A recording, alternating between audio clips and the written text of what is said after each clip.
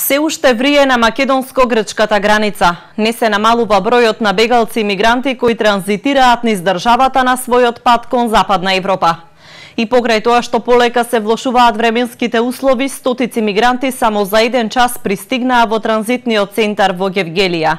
Бегалците велат дека е потребно забрзување на процесот на пропуштање, бидејќи со часови чекаат на дождот за да влезат во државата.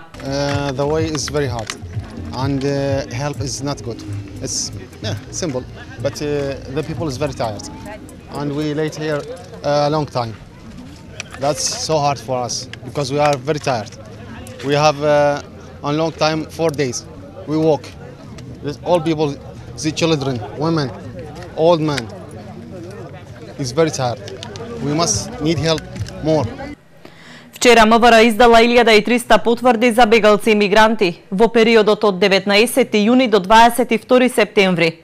Издадени се потврди на вкупно 90.000 странски државјани, од кои 60.000 се од машкиот пол, 12.000 жени, 15.000 се деца, кои го придружуваат носителот на потврдата, како и уште 2800 деца кои патуваат без родител, на кои им е издадена потврда за искажана намера за поднесување на барање за признавање на право на азил.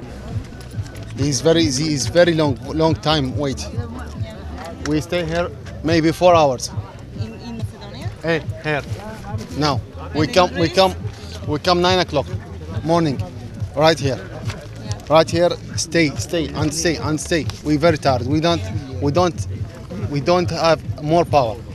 Од започнувањето на издавањето на потврдите до 22 септември, до одделението за азил се поднесени 49 барања за признавање на право на азил врз основа на претходно издадена потврда, при што 36 барања се од државјани на Сирија, од нив 10 за деца, потоа 3 барања од државјани од Пакистан и Авганистан, од нив 4 се деца кои го придружуваат родителот.